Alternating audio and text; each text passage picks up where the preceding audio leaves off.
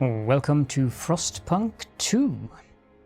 Now, this is a game that I have definitely anticipated. I'm just going to adjust the volume a little bit because the game menu is the volumes are not the same as in the actual game. So yeah, this was a highly anticipated game for me, well, I didn't expect it to be quite the game that I was presented with, that's for sure. I thought it would be like a successor to Frostpunk 1 in terms of being similar, but it's still in the city builder genre, but I'm having a little bit of a... Well, it's a little bit hard to place where it actually is, as in what category, genre, and so forth. But I have enjoyed playing it quite a bit. I think it shows great promise. I really like that they have full modding enabled from the get-go. Not that there's any mods for it yet, of course. It's just been out for a couple of days at most. So I don't think that I want to talk too much about the changes here in the menu.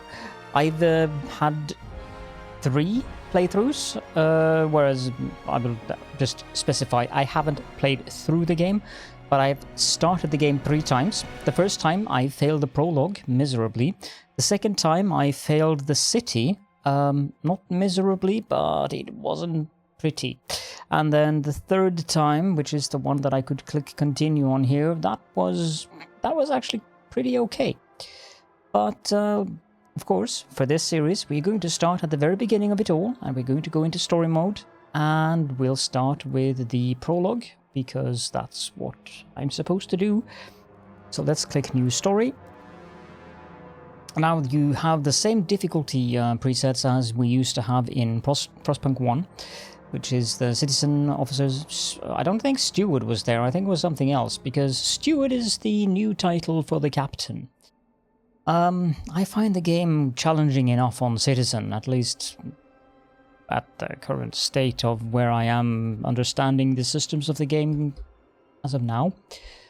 And I kind of dread what the captain level has. When it says extreme challenge, I believe that says almost no room for error. I suspect that there is absolutely 0 room for error, and that it is, I mean, it says requiring perfect planning and ability to deal with mounting catastrophe when plans inevitably fail. We are going to play on citizen. It's definitely challenging enough. So that's for sure. They have the survivor mode if you want to have that. That's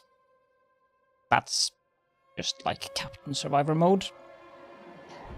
You'll have to be, in my book, some kind of special person to actually want to play this on Captain Survivor mode, because if you can't pause the game, then you've played through it several times and know exactly what to do, or you're just insanely good at the game. That's to say, it's difficult, yes, but it's difficult in an enjoyable way.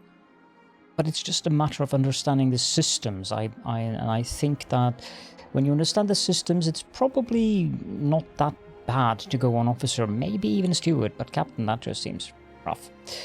Start. And we'll jump into a cutscene, so I'll mute myself when we go into the cutscene, and let you enjoy this.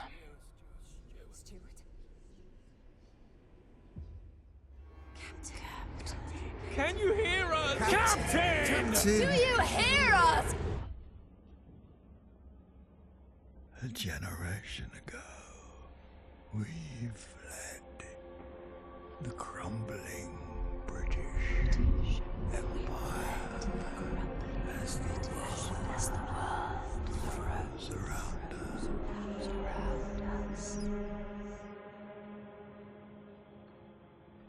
I held New London together.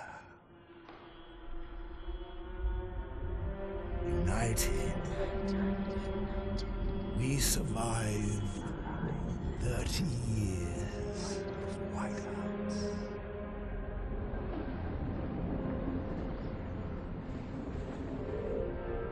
But the world around us is dead. Empty. Take it.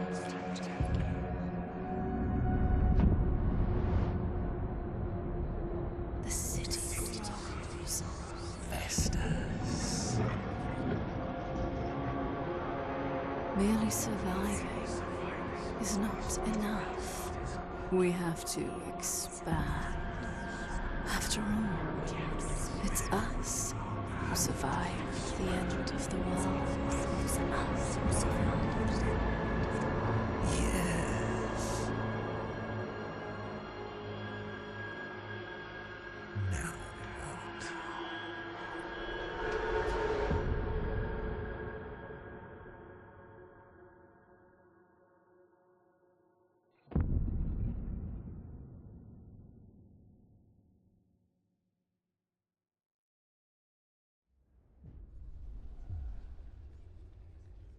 We have been roaming the frozen desert for years. Many of us do not remember a world before the Great Frost. Now, another whiteout is coming, and again we have reached the old machine. Again, we will rely on its furnace to provide heat through the storm.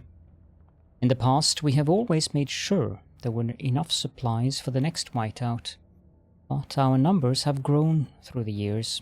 Providing for everyone is getting harder and harder. We must survive.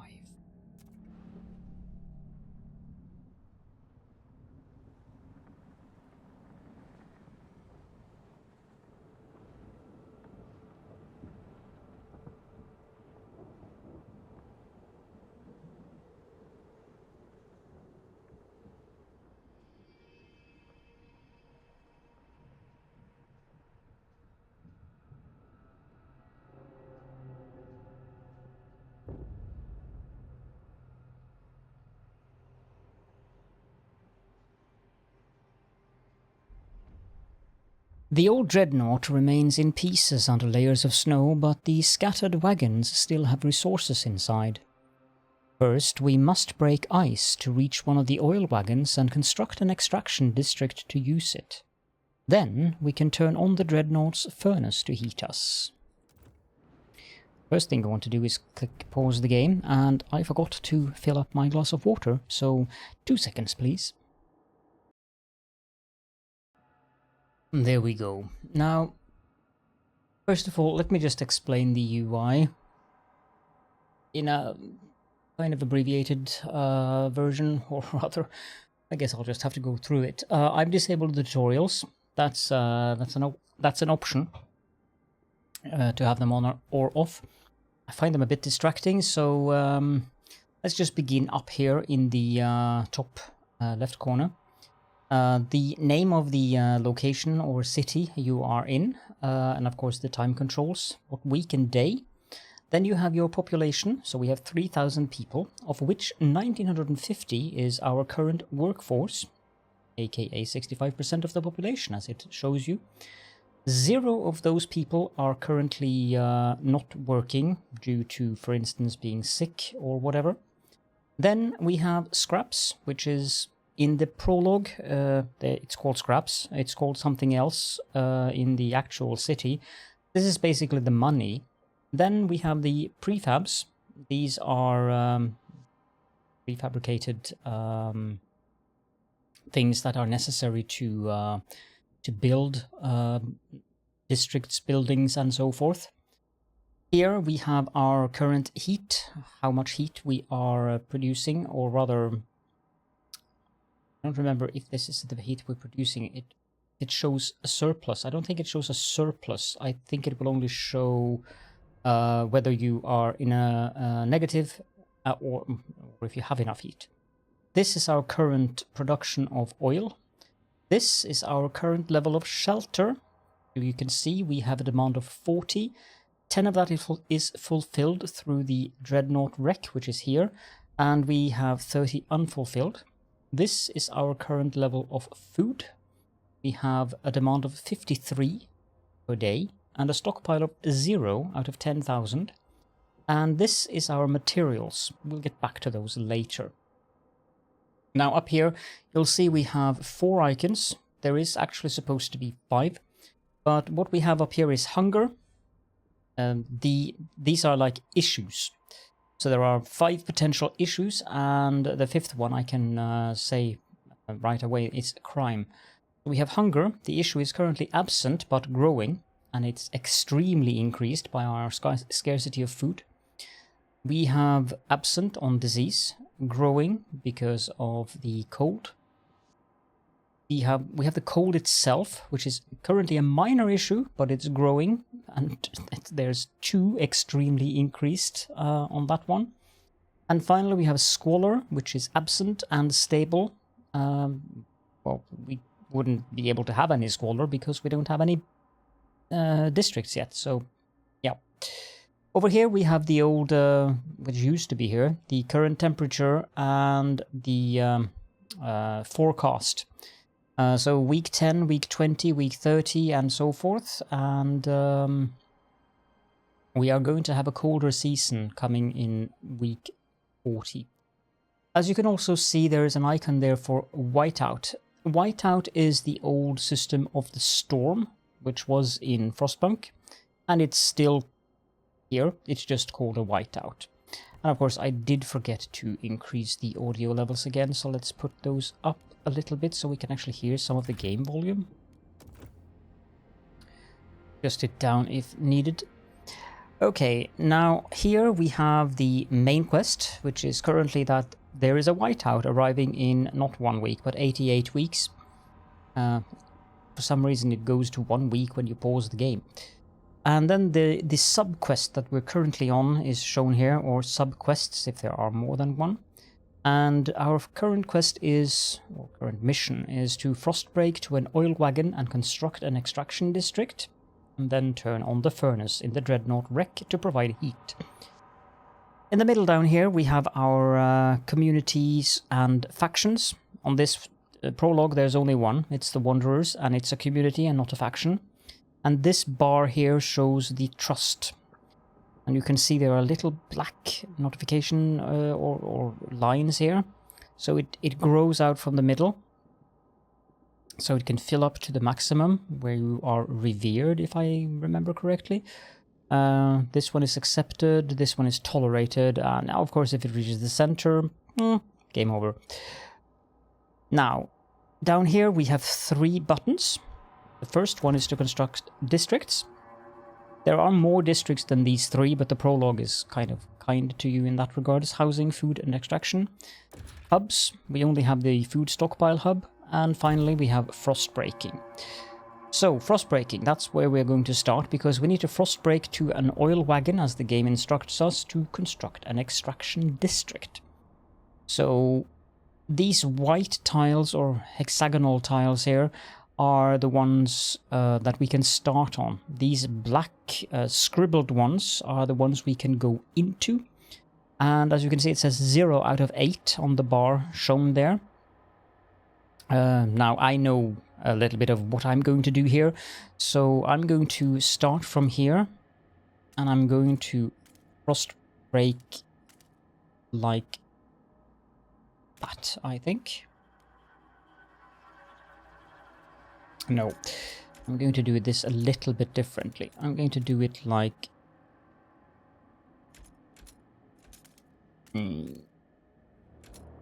I want to go down towards that one and also over to that one. This seems fine.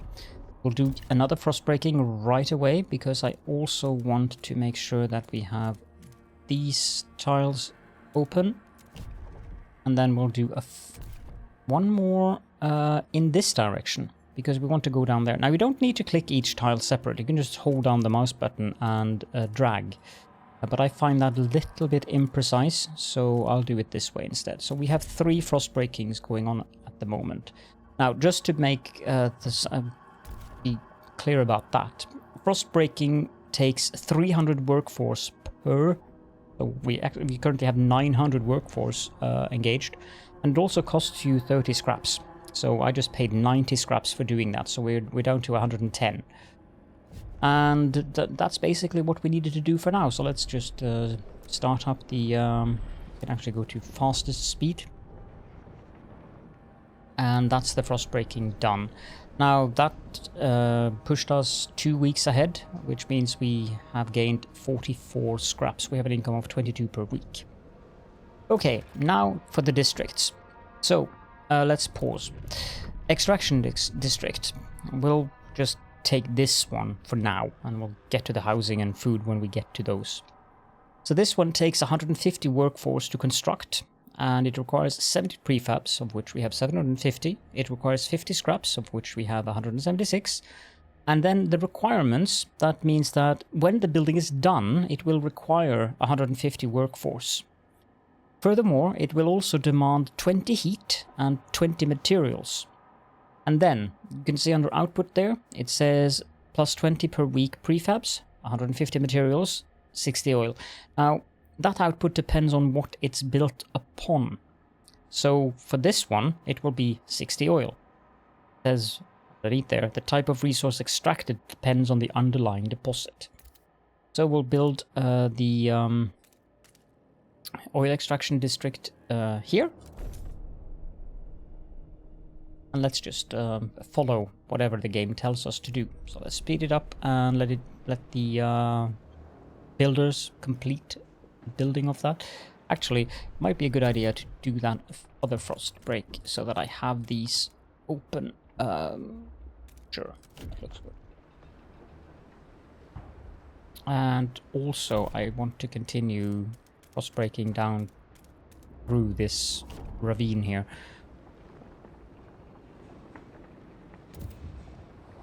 There we go. These are the events. There are various icons for those. As the thick black liquid oozes through the pipes, our people rejoice. The carcass of this old machine is a testament to the hardships that made us, but more importantly, it is our haven in the storm. It has allowed us to weather many whiteouts, and it will do so again. We have oil. We can turn on the furnace. Now, if you're not a fan of me reading out these things, then my channel might not be the right place for you. I tend to be, or I tend to narrate the games that I play. So just mentioning that in case someone finds it annoying. That I'm sure there's other Frostpunk 2 videos out there where people rush through things instead. So I see. Now we need to go to the furnace, of course, and then we need to turn the generator on. The fuel mix currently tells us that 20 oil will give us 40 heat. And we'll get back to that as well. The furnace is on. We have enough oil to cover current needs, but the cold will still affect our people until they have proper shelter. Housing will best protect us from the cold if built in close proximity to other housing or the furnace itself. However, we'll need prefabricated parts for construction, or prefabs. We brought some with us. The rest we need to extract from the wagon wreckages. Now the game tells us to frost break to a construction wagon and build an extraction district to provide prefabs. Now that's almost done, I believe. We also need to build 2 housing districts. Let's go ahead and pause again, and let's build 2 housing districts. Now notice that these require 100 workforce, 140 prefabs and 60 scraps. They will also continue to require 100 workforce after they're built, and they will also demand 40 heat. And in this, this is the first introduction you get to adjacency bonuses. It's shown here under the optional. Place the housing districts next to each other or the furnace to reduce heat demand. It should have said and/or, but you'll see. So 1, 2, 3. Notice how there's like near generator. To get the plus 20 heat, you need to have 3 of them, and then you get the check mark. Now I want to build this further up this way. So we'll get this strange district here. In the when we get into the next part of the game, because this is very not very, but it's kind of minimal compared to the to what we'll get around to later on. You'll get the opportunity to expand your districts. The housing ones can be expanded 2 times, Whereas the extraction districts, they also take 6 hexagonal tiles, but they can be expanded at least once. Let's build this, and then let's just go ahead and build another one right away. So we want these 3 to get the near generator. Now notice there is another one there that says near housing district. And you can also see that this now got a bonus. So this one has 3 housing districts near it. And now both of them have 3. So we get plus 40 heat from that. And of course this is quite beneficial, because it means that, if you recall, each of the housing districts requires 40 heat. Well, by building them like this, we are getting a bonus of 40 free heat. So at minus 20 degrees centigrade, these will require 0 heat. That does not hold true when you get into colder seasons and the temperature gets lower and lower. But at least at 20, it means that we don't need any oil to heat these 2 districts. Let's also build that extraction district for the prefabs. So we'll get 20 prefabs per week from this one and finish that. And let's also frost break down this way further. I want to get to the seal colony there, which is kind of vital. I'm not sure you can, or actually you can't win this scenario without that, unless you use some of the extreme measures. Because if you hold down, yeah, that pauses the game. If we hold down Alt, your Alt key, this is what you can see. So it is a good idea when you start on a map, whether it's in the story or it's in the Utopia sandbox thing. It is a good idea to have a look at what resources are around. Now, if you look at the food resources, the fertile soil that we have found up here, it's 21.6k. So there are 4 of them. And they all have 21.6k. I suppose you could get the food we need, because we are going to need 40,000. But this one down here has 400,000 in it, so it's kind of you also need access to it to get one of the more extreme measures. You have these oil wagons. They have 60k each, and there's another prefab node over here.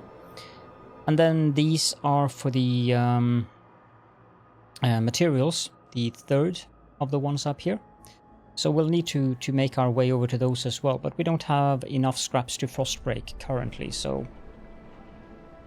However, if you click on your community, there are certain things you can do. So you can tighten belts on them.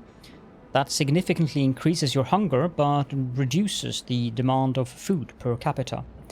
You can go to favors, so you can ask them for scraps, which will worsen your relations with them, but it'll give you some scraps there and then. And finally, in trust, you can give them scraps, which will increase your relations with them. So I'm going to go here and take scraps from them. Notice where my trust is here, and it'll probably, yeah, that, not a lot, but it's definitely enough.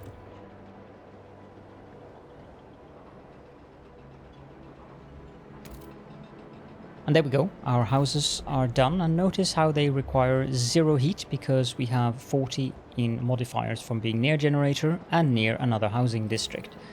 And that's fulfilling our housing or shelter need, and you can see that this one now turned, sure what to call that color, let's just go with gold. And the same for heat, we have a surplus now. 2 people are registered as sick, and you can see that those have been removed from our workforce and listed here as absent. And yeah, I mentioned that earlier.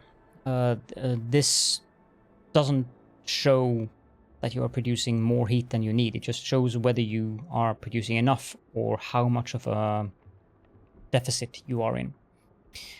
Now, we have established some heat and shelter for our people. We must now turn our attention to the incoming whiteout. First, we must frost break to the small patches of fertile soil suitable for growing food. And then we must store it in easily accessible depots. We must move quickly so no one starves. Well, I think that's already an issue, but... So, now we move on to the food district. Basically the same as the... No, it actually has a separate one. So 200 workforce for this, both for the construction of it and also for the actual employment. But you also need 140 prefabs and 60 scraps to construct it, and then it demands 30 heat and 20 materials while it's running. The output says 45 food and 80 food. I'm not entirely sure why it says that, but it might be because of the seal colony. So let's build that little district there. And then I also want to frost break, so we get the seal colony up and running, and also hook up to this oil wagon and then move up towards this little construction wagon up here for the prefabs. And we also want to frost break our way up this direction, grab the food there, and move towards the materials over there. Just speed it up to maximum speed. Okay, so that frost break is done. Let's just grab this material. These materials, I think we need the other one, but... Please. And then finally, let's do the frost breaking, so we grab this, and then also move up towards this fertile soil. I don't think we're going to need that one, but just in case.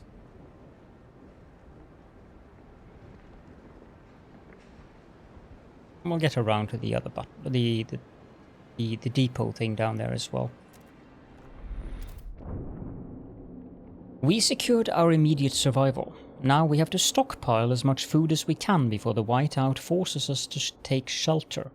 To do that, we need to produce more food than our current demand.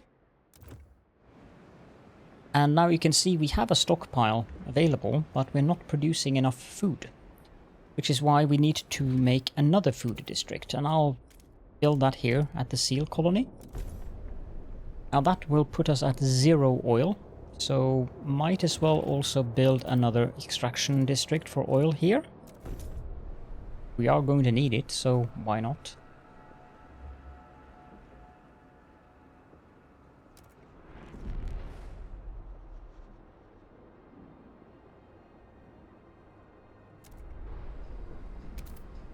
There we go. Now we are producing enough food to start stockpiling. However, we only have room for 10,000 and we need 40.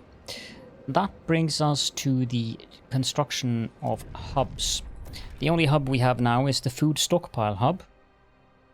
This requires 100 workforce and then 80 prefabs and 50 scraps to build. It gives us 15,000 stockpile capacity, and it also has proximity. That's a proximity bonus again. Workforce demand in neighboring food districts is decreased. Let's build one of those here. You can see it also has kind of an aura of those blue tiles, which is useful when you need to build more districts. And then we have this. Finnen Kell, age 42, gardener, pouring sand in his hands. We have been here so many times. The soil is depleting. A couple more and there will be no point erecting the hothouses. There will be nothing to grow food on. And the yield is so low. Either we pull emergency shifts or tighten our belts. Otherwise there might not be enough for everyone. So we might not be able to fill food stockpiles without exceptional measures. Consider asking the wanderers to tighten belts or instill emergency shifts in food districts. Now, for those of you who remember Frostpunk 1, and the sick people have returned to work, you probably remember the emergency shifts. You no longer require a law to do emergency shifts, you can just click it. It does increase the production efficiency, but it also impacts the trust. And of course, it also severely increases the risk for accidents and death. So I'm just going to leave that well alone, because it's not needed to be able to fulfill this. Notice that the whiteout is arriving in 4 weeks, whereas our stockpiles will be ready in 76 weeks. So we need another food district, but we do not have enough prefabs for that. So we have this extraction district here, but let's build an extraction district down here as well, so we can get those prefabs as into our economy/storage as well. I should also start considering materials.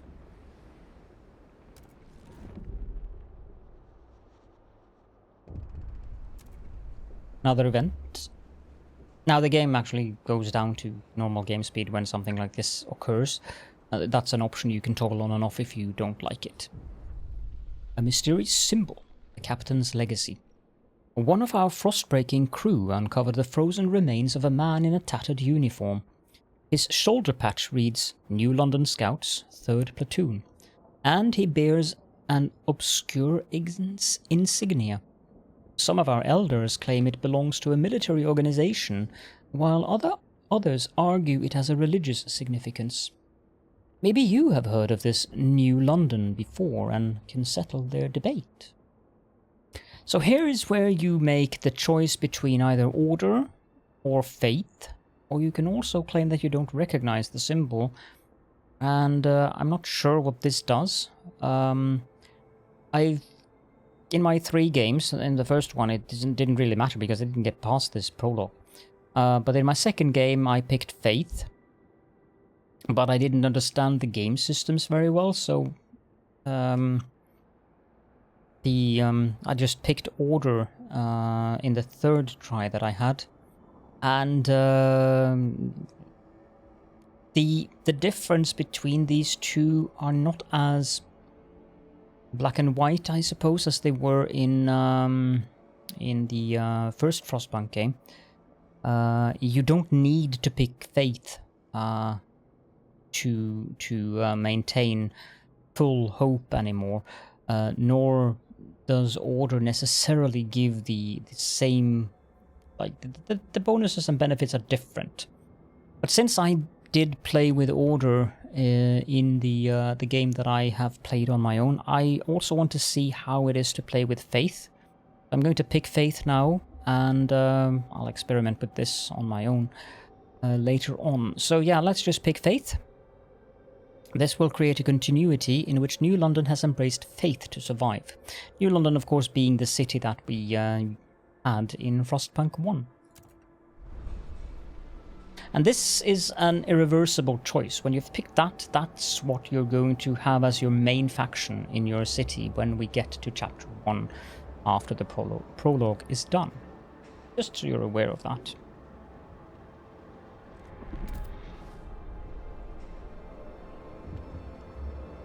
Another event popping up over here. Squalor. Or Squalor. Each day, the wind grows fiercer. Relentlessly, it beats against our buildings, weakening our structures gust by gust. Without raw materials to repair the damage, our districts will deteriorate. The more we build, the more materials we will need. This is the world we know. So, we need to provide more materials to reduce the squalor before it harms our people. We can either promise to gather more materials. This will marginally improve our relations with wanderers, or we can choose to not address it right now, which will slightly worsen our relation with them. Because all that matters right now is gathering enough food. However, let's just promise to gather more materials, because, I mean, we've already broken out to that area, and it's 34 weeks anyways, so... But before... Let's see here, food district is 140 prefabs, so this one is 70. Let's build the food district first, actually. And also, we have built a stockpile, but we need one more, because the one we have only added 15,000. So our maximum stockpile currently is 25, and we need 40. So, but that's another thing that we'll need to deal with. And now, this icon is something that you will see every now and then. And, I mean, the text there is fairly self-explanatory. Resource deposit nearly depleted. You'll see this in good time, so you can see that we have 7 weeks left of prefabs remaining in this. There's also this bar here. You can... Like, currently it's providing 20 per week and demands 20 heat, 20 materials. Slide it down, go to 80%, 60%. You can see how it affects the numbers there. So at 40% it's 888. Let's just leave it at 100 though.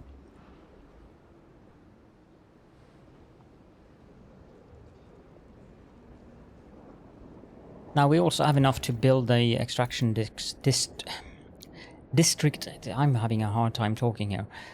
The extraction district we need for materials, that will provide us with 150 materials, and, well, it will require 20 itself. That will put us at a surplus of 10. So let's build that. And I believe we have an... Oh, there's an event again. Treya Cleghorn, age 62 seamstress, looking at her grandchildren playing. My knees ache, and my fingers are so stiff I can't hold the needle anymore. I've lived a full life. Warms my heart to see little Betty and Jacob play by the evening fire. But maybe this is it. I've talked with the other elders. Comes to it, we will go. I won't let my grandchildren starve. Some people are ready to sacrifice themselves to lower the food required. That, of course, being an extreme measure. So the game kind of sets the tone for what you can expect later on. Now I also want to build another of these food stockpile hubs, and I want to build that up here. Sadly, you can't get both of those in here. It would be nice in regards to the workforce requirement reduction. Might be possible to catch both of those food districts down there, but I don't think so, because that one is there and that one is there, so no. Let's just build it here.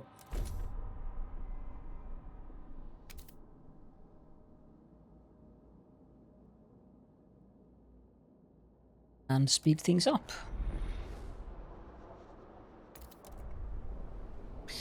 Now, for those of you who have been wondering where the heck have I been, Satisfactory 1.0 released week or so ago. So I've been on Twitch streaming very long streams. And I uploaded the streams here to YouTube, and I don't know what to do with them. Talking 11 or anything from just a few hours up to 11, 12 hours long streams. So there's a lot of fluff in those streams as well. The short that I published the other day was from that.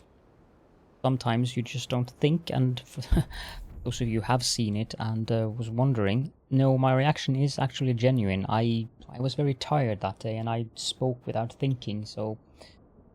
But when you do things like that and you're a content creator, might as well just roll with it. So, we have enough materials. Good work. We're now gathering enough materials to maintain our districts. Time to focus on stockpiling food for the whiteout. Relations improve, causing trust to rise.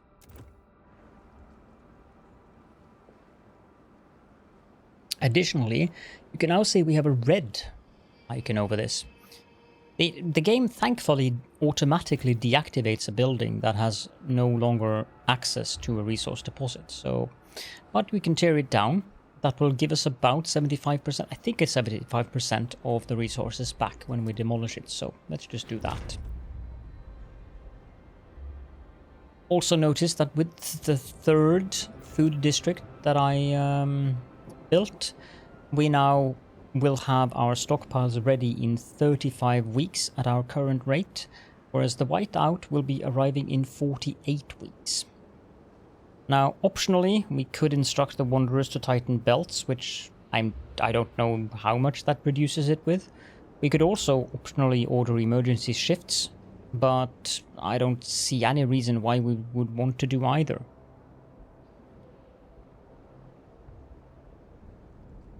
Let's just speed things up.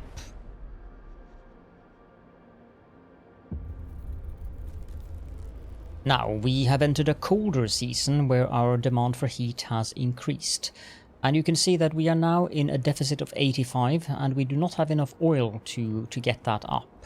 This means we need more oil, so let's go in here and build an extraction district for oil here. That's the final one of them. You get 3. That's just about enough to carry us through this scenario. You may notice that we do balance on a knife edge when it comes to our materials, and with that extraction district we will actually run into a deficit on the materials. But I have a little trick that will... I've already explained it actually, but I have a little trick to avoid that. So let's go up to full speed again and let that district finish up. There we go. Now we have a deficit of -10, so let's go into this extraction district. We have ample prefabs. Reduce this down to say 40%. Gives us a surplus of 2. It'll still just take 10 weeks until this thing is depleted anyways, and I don't really feel that we need more prefabs currently, so the game will tell you. You can see there are 3 arrow downs. If I put it down 1 more, it will show 4 arrow downs. So it actually, if I turn it off, then it will just show the off button or the power button thing, you can call it that, above. So you can see how much you have decreased the efficiency and thus the required workforce, the required demand of heat and materials, and also the total output of the building. I don't know what's going on with the text there. It looks like it's skewed for some reason. But yeah, yes, I think we can just speed things up and wait for potential events.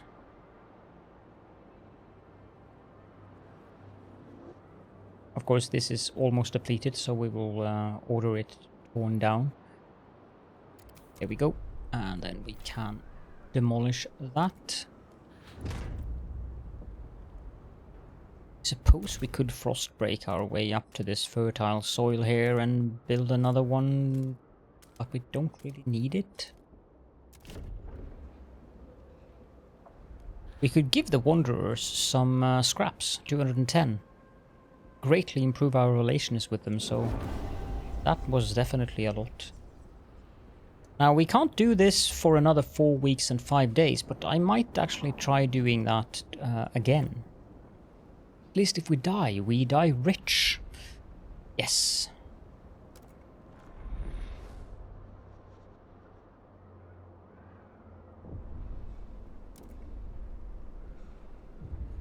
The whiteout draws near. Sacrifice. People in the camp are getting tense. They worry we won't gather enough food in time. Our hunters propose to slaughter the remaining seals, including pups and females. It will allow us to gather much more food, but it will also wipe out what could be the very last colony of these creatures on Earth. However, many elders have volunteered to walk into the Frostland rather than be a burden on our resources. Their sacrifice would significantly reduce the rations we need for the whiteout. What should we do? We could slaughter the seals, which will greatly increase our food production, but will butcher the loss of the seal colony. Or we could let our elders walk out into the frost and die, which will not reduce our workforce, but it will reduce our population. That will reduce greatly the food that we require to survive the whiteout. But why should we do that? We will have enough food before the whiteout comes, so we will gather enough food in time and fail. The consequences will be dire, but I won't fail. It's fine.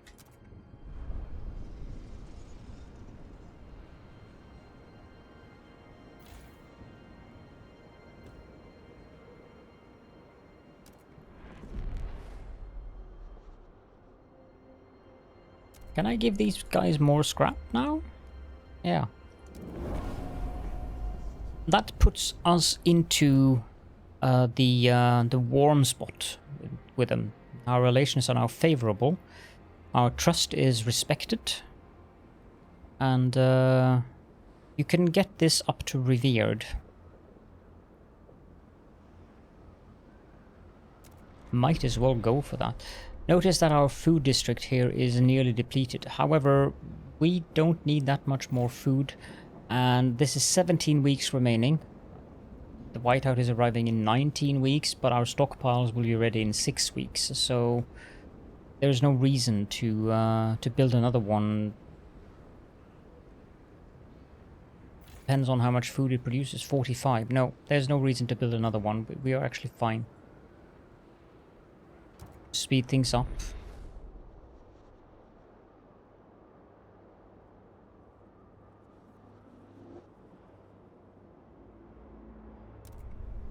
See if we can give them scraps one more time. Now they're supporting. And we're at the revered level of trust. We did it! We secured enough food to survive the incoming whiteout. Our workers will make some last-minute preparation before the storm arrives, but we should try and keep our people warm for this time. We will survive. We wait.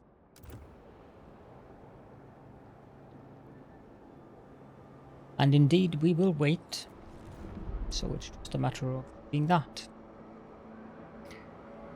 Rapidly approaching the speed at this level.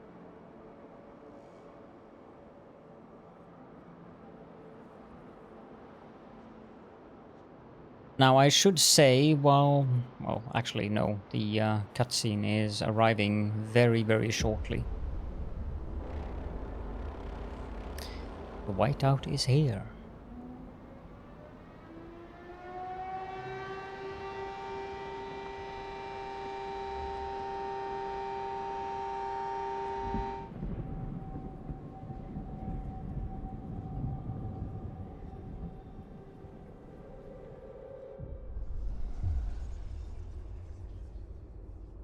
When the whiteout hit the camp, the wanderers were ready.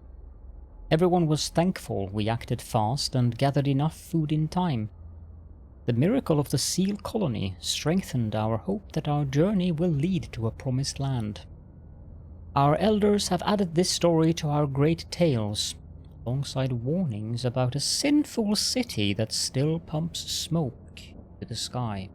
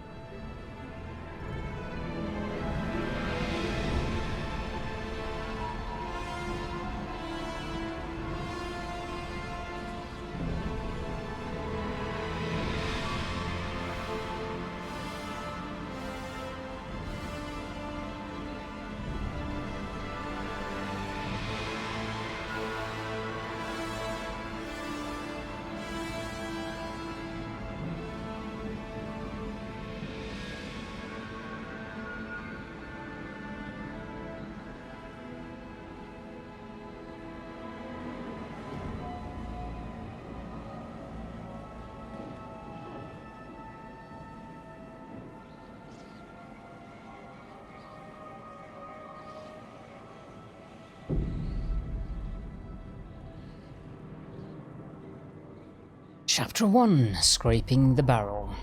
The captain is dead. As he weakened, growing divisions brought city maintenance to a grinding halt. Now, New London is left to suffer the consequences. As steward, it is your charge to lead, but you must prove yourself.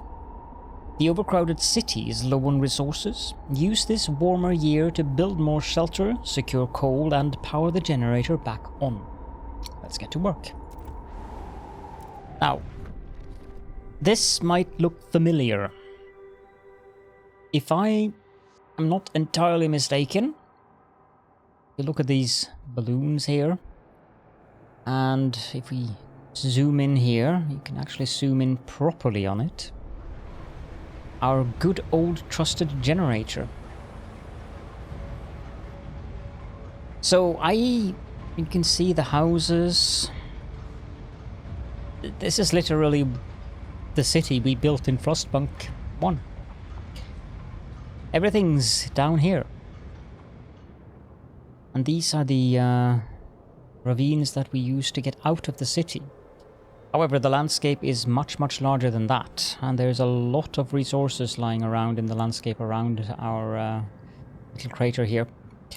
But there is a lot of new things, or maybe not a lot of new things, but there are several new things in the UI now. You can see there are more things down here now. There's now the icon for crime up here. There's another resource up here. And now we're dealing with coal instead of oil. We also have 8,000 population, of which 4,800 is a workforce. So there's some new icons down here. And yeah. Our current quest is that we need new deposits. Need to secure coal and expand shelter. But I think we will do that in the next episode and leave this episode as the prologue episode for Frostpunk 2. And I'm sure many of you have questions, of course. Please feel free to leave those down in the comment section, of course. The game really properly starts here. So in the next episode, like what you've seen in this episode is kind of a teaser taste of what the game is about. Now, Chapter 1 is not going to be one episode, it's going to be several, but if what you've seen so far seems interesting, or if you're just interested in seeing more of the game, and you haven't seen it on other channels, or you just want to watch my content, which I would be very grateful for, of course, then I'll try to give you a good explanation, explaining the systems and so forth, as we progress into the series. But with that, I think we'll wrap up things here. So, yeah, questions, comments, don't have any. It would be nice for the interaction with the algorithm if you put a little emoji or something down in the comment section. Maybe even click the like button as well. I'd be deeply grateful for that. But for now, yeah, I hope that you enjoyed the episode. I hope that the game looks at least interesting to you. And I can't wait to show you more of what Frostpunk 2 has to offer. See you all in the next episode.